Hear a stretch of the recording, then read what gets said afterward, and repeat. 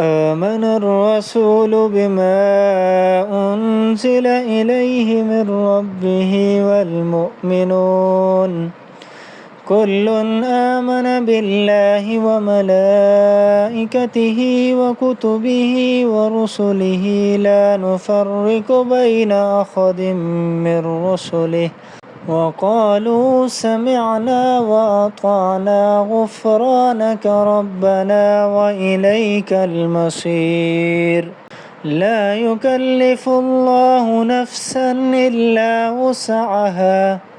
لها ما كسبت وعليها ما اكتسبت ربنا لا تؤاخذنا إن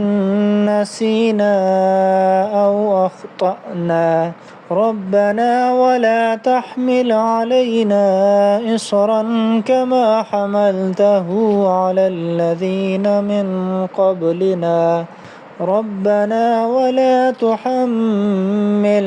ما لا طاقة لنا به